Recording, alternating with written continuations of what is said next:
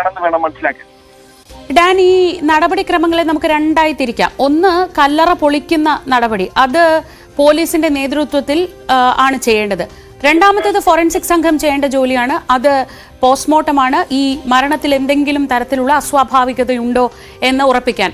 അപ്പോൾ ഈ രണ്ടായി തിരിഞ്ഞുകൊണ്ട് തന്നെ ആയിരിക്കും ഈ പ്രവർത്തനങ്ങൾ. അതായത് നമുക്കറിയാം, നല്ല വെളിച്ചത്തിൽ, പകൽ വെളിച്ചത്തിലാണ് പോസ്റ്റ്മോർട്ടം ചെയ്യേണ്ടത്. അപ്പോൾ ആദ്യഘട്ടത്തിൽ ഈ വളരെ കർശനമായ സുരക്ഷയിൽ കല്ലറ പൊളിച്ചുകൊണ്ട് ഇത് ഫോറൻസിക് സംഘത്തിന് ഈ ദൗത്യം കൈമാറും. അങ്ങനെ ആയിരിക്കില്ലേ?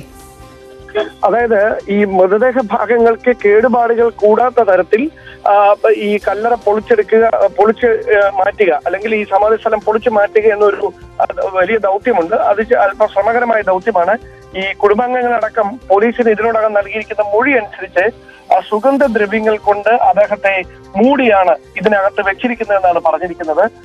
അങ്ങനെയാണെങ്കിൽ ഇതിന്റെ ഈ മൈലാടിയിൽ നിന്ന് എത്തിച്ച, കന്യാകുമാരിക്ക് സമീപമുള്ള സ്ഥലത്ത് നിന്ന് എത്തിച്ച പ്രത്യേക ശിലകളാണ് അവിടെ സ്ഥാപിച്ചിരിക്കുന്നത്. ആ പീഠങ്ങൾ ഉൾപ്പെടെ അവിടെ നിന്ന് ഇളക്കി മാറ്റി മറ്റ് കേടുപാടുകളൊന്നും കൂടാതെ ഈ നേരത്തെ പോലീസിന് നൽകിയിരിക്കുന്ന മൊഴി അനുസരിച്ചാണെങ്കിൽ ഈ സുഗന്ധദ്രവ്യങ്ങൾ അവിടെ മുഴുവൻ നിറച്ചിരിക്കുകയാണ് എന്നാണ് പറയുന്നത്.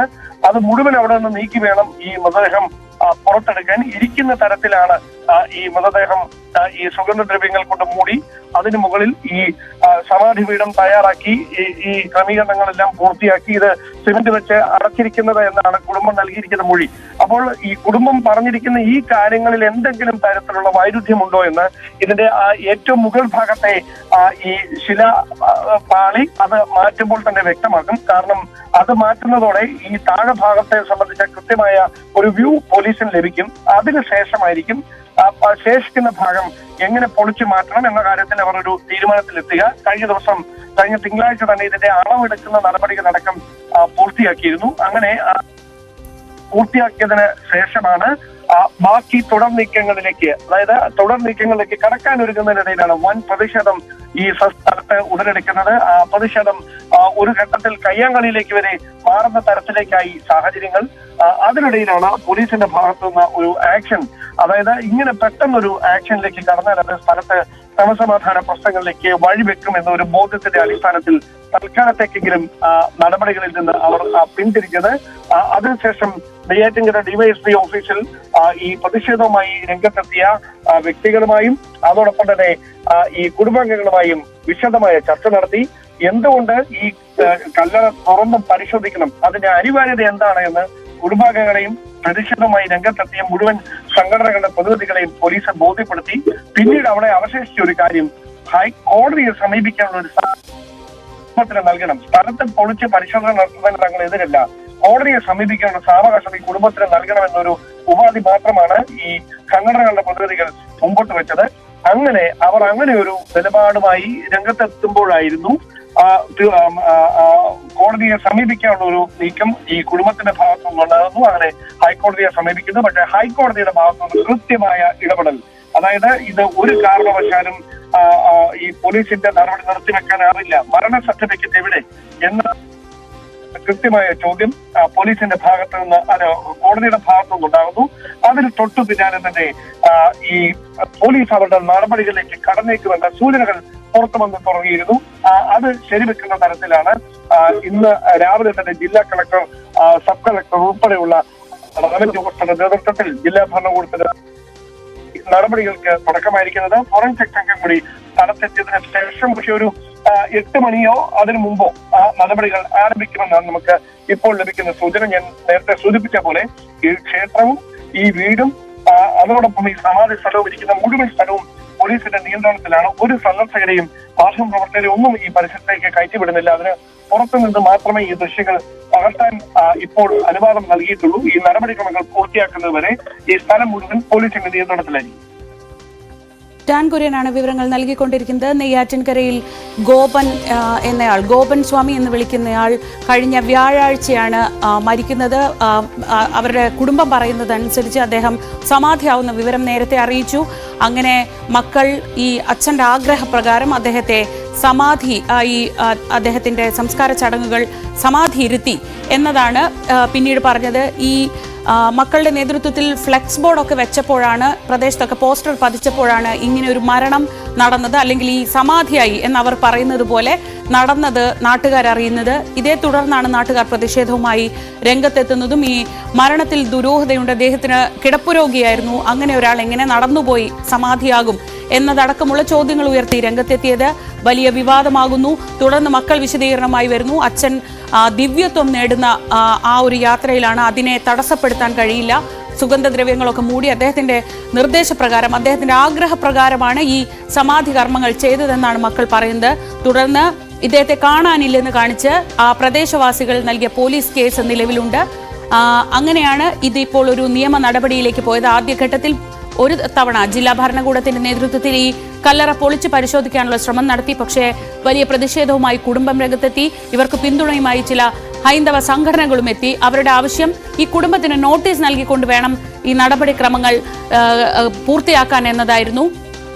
ഇന്നലെ കുടുംബം ഹൈക്കോടതിയെ സമീപിച്ചു. ഈ സബ് കളക്ടർ കുടുംബത്തിന് കോടതിയിലേക്ക് പോകാനുള്ള ഒരു സാവകാശം നൽകിയിരുന്നു. ഇന്നലെ കുടുംബം ഹൈക്കോടതിയെ സമീപിച്ചു. പക്ഷേ ഹൈക്കോടതിയിൽ നിന്ന് അവർക്ക് അനുകൂലമായ ഒരു ഉത്തരവല്ല കിട്ടിയത്. ഒരാളുടെ മരണ സർട്ടിഫിക്കറ്റ് ഇല്ലെങ്കിൽ അത് അസ്വാഭാവിക മരണമായി തന്നെ കരുതും എന്നതായിരുന്നു കോടതി എടുത്ത നിലപാട്. ഈ കല്ലറ പൊളിക്കുന്നതിന് കോടതി സ്റ്റേ ചെയ്തതുമില്ല. ഇതേ തുടർന്നാണ് ഇപ്പോൾ ജില്ലാ ഭരണകൂടം ഈ കല്ലറ പൊളിച്ചുകൊണ്ട് ഈ മരണത്തിലെ ദുരൂഹത നീക്കുന്ന നടപടിയിലേക്ക് കടക്കുന്നത്. കഴിഞ്ഞ ദിവസങ്ങളിൽ നമ്മൾ കണ്ടിരുന്നത് അവിടെ വലിയ ആൾക്കൂട്ടം എപ്പോഴും ഉണ്ടാകുന്നു. ഇവർക്ക് കുടുംബത്തിന് പിന്തുണയുമായി വിശ്വാസത്തിന്റെ പ്രശ്നങ്ങളൊക്കെ പറഞ്ഞ ആളുകൾ തടിച്ചുകൂടുന്നു. അവർ പോലീസിനെയും ജില്ലാ ഭരണകൂടത്തിൽ നിന്നുള്ള ഉദ്യോഗസ്ഥരെയും ഒക്കെ തടയുന്നു. അങ്ങനെ പല കാഴ്ചകൾ നമ്മൾ കഴിഞ്ഞ ദിവസങ്ങളിൽ കണ്ടു. ഇപ്പോൾ ഏറ്റവും ഒടുവിൽ പോലീസും ജില്ലാ ഭരണകൂടവും ഈ ഒരു നടപടിയിലേക്ക് കടക്കുകയാണ്. ഈ കല്ലറ പൊളിച്ച് ഈ മരണത്തിലെ ദുരൂഹത മാറ്റുക എന്ന നടപടിയിലേക്ക് കടക്കുകയാണ്. അരുൺ മോഹൻ വിവരങ്ങളുമായി. അരുൺ, ഈ ഇന്നലെയൊക്കെ പല ചാനലുകളായി പല ചർച്ചയിൽ ആളുകൾ വന്ന് പറയുന്നുണ്ടായിരുന്നു എന്താണ് ഇതിലെ പ്രശ്നം എന്ന്. ആദ്യഘട്ടത്തിലൊക്കെ ഇവർക്ക് കിട്ടിയിരുന്ന ഒരു പിന്തുണ, ഇതിലൊരു വിശ്വാസ പ്രശ്നം ആണ്. വീട്ടുകാർ ഉന്നയിക്കുന്നത് അവരുടെ ഈ സമാധി അത്തരം വിശ്വാസങ്ങളാണെങ്കിൽ ഇവർക്ക് പിന്തുണയുമായി വന്നവർ പറയുന്നത് ഈ കുടുംബത്തെ അറിയിച്ചിട്ടില്ല, കുടുംബത്തിന് നോട്ടീസ് നൽകിയിട്ടില്ല എന്നതാണ്. അതൊക്കെ തീർന്നു. അപ്പൊ ആ ഘട്ടത്തിൽ ഇനിയിപ്പോ നാട്ടിൽ നിന്നൊരു വലിയ പ്രതിഷേധം അല്ലെങ്കിൽ പ്രദേശവാസികളിൽ നിന്നോ ഇത്രയും നാൾ കൂടെ നിന്നവരിൽ നിന്നോ ഒരു പ്രതിഷേധം ഉണ്ടാവാനുള്ള സാഹചര്യമില്ല. ഒന്ന്, എന്ത് നടപടി ഏത് തരത്തിൽ തടസ്സപ്പെടുത്തിയാലും അത് കോടതി അലക്ഷ്യം കൂടിയാകും. തീർച്ചയായും ശ്രീജ, അത് തന്നെയാണ് പറയാനുള്ളത്.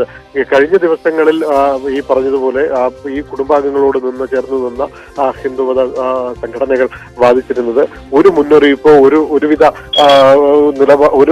നടപടിക്രമങ്ങളുടെ ഭാഗമായിട്ടല്ല എത്തിയത്. ഒരു പരാതിയുടെ അടിസ്ഥാനത്തിൽ ഒരു വിശ്വാസത്തെ തകർക്കാൻ എത്തുകയായിരുന്നു എന്നുള്ള നിലപാടിൽ ഉറച്ചുകൊണ്ടായിരുന്നു ചില ഹിന്ദു സംഘടനകൾ രംഗത്തെത്തിയതും ഈ കുടുംബാംഗങ്ങൾക്ക് പിന്തുണ നൽകിയതും. എന്നാൽ അത് ബോധ്യപ്പെട്ട ഭരണകൂടം ഈ കുടുംബാംഗങ്ങളുമായി ചർച്ച നടത്തുകയും അതിന് നോട്ടീസ് കൊടുക്കാൻ ഉൾപ്പെടെയുള്ള തയ്യാറാകുകയും ചെയ്തു. ഈ പശ്ചാത്തലത്തിലായിരുന്നു നമുക്കറിയാവുന്നതുപോലെ ഈ കുടുംബാംഗങ്ങൾ കോടതിയെ സമീപിച്ചതും കോടതിയിൽ നിന്ന് ഇത്തരത്തിലൊരു മറുപടി അല്ലെങ്കിൽ നിലപാട് കോടതി കൈക്കൊണ്ടതും.